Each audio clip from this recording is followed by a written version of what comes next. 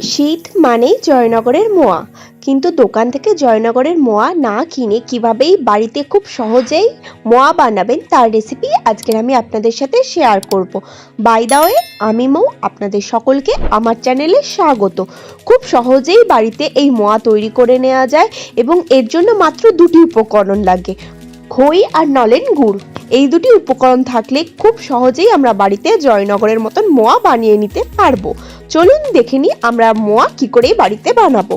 প্রথমে আমি গ্যাসে একটা কড়া নিয়ে নিয়েছি, গ্যাস জ্বালিয়ে নিয়েছি, গ্যাসের ফ্লেম একদম কম রেখেছি। এতে সামান্য পরিমাণে চিনি নিয়ে নিয়েছি আর নিয়ে নিচ্ছি 2 বাটি নলেন গুড়।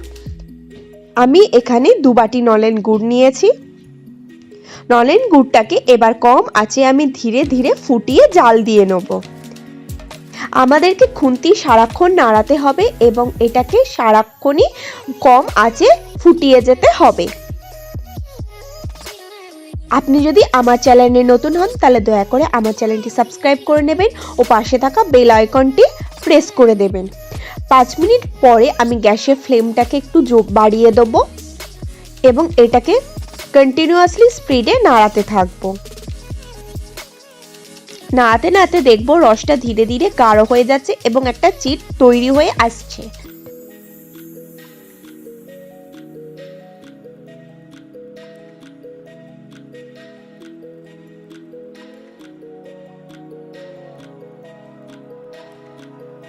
আমাদের এটাকে অলমোস্ট 10 মিনিট মতন জাল দিয়ে নিতে হবে। 10 মিনিট হয়ে গিয়েছে এবং এটা গাঢ় হয়ে গেছে। এবার এটাকে আমি একটুখানি ঠান্ডা করে নেব। ঠান্ডা হয়ে গেলে এটা এরকম ঘনত্বে চলে আসবে। এবার এতে আমি দিয়ে দেবো খই। আমি সমস্ত খই একেবারে দেব না, অল্প অল্প করে খই দেব এবং অল্প অল্প করে মেশাতে থাকবো।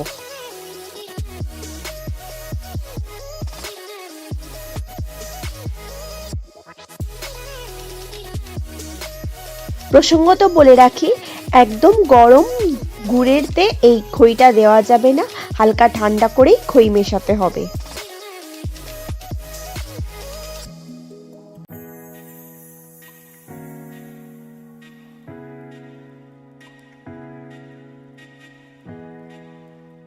দেখুন আমি খুব ভালোভাবে মিশিয়ে নিচ্ছি। দেখুন মেশানো হয়ে গিয়েছে।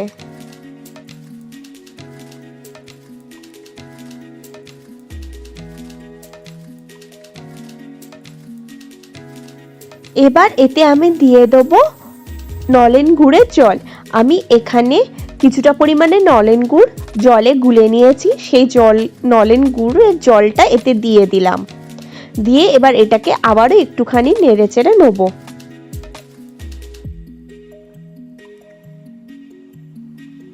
এবার এতে আমি ঘি দিয়ে দিচ্ছি আর দিয়ে দিচ্ছি খোয়া ক্ষীর। খোয়া ক্ষীরটাকে আমি এরকম ভাবে গ্রেট করে দিয়ে দেবো।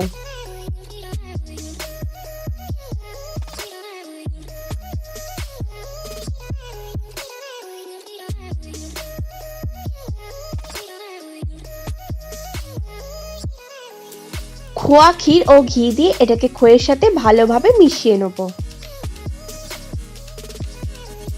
খুব ভালো করে মিশিয়ে নিতে হবে। দেখুন আমি খুব ভালোভাবে মিশিয়ে নিচ্ছি। মেশানো হয়ে গিয়েছে। এবার এটাকে ঢাকনা চাপা দিয়ে 5-6 ঘন্টা রেস্টে রেখে দেবো। 5-6 ঘন্টা হয়ে গেছে। আমি এটাকে একটা পাত্রে ঢেলে নিয়েছি।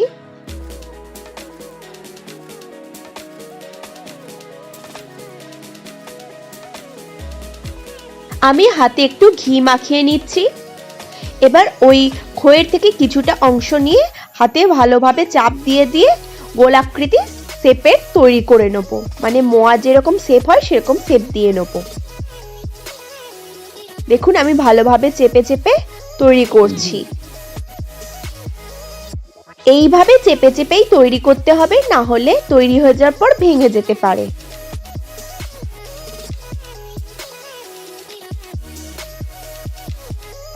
দেখুন কত সুন্দর মোয়ার গোল শেপ চলে এসছে। এবার এটাকে আমি একটা পাত্রে রেখে দেবো। আমি আরেকটা তৈরি করে দেখাচ্ছি, আপনারা দেখে নিন।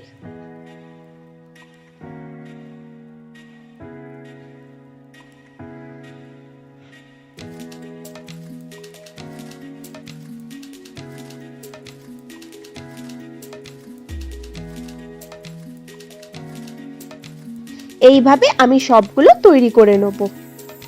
দেখুন এইভাবে আমি সবগুলো তৈরি করে নিয়েছি। এবারে আমি কয়েক টুকরো কাজু আর কয়েক টুকরো কিশমিশ নিয়েছি।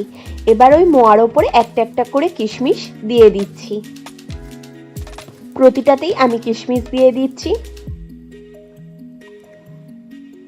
দেখুন কিশমিশ দেওয়া হয়ে গেছে। এবার আমি প্রতিটাতে কাজু দিয়ে দেবো।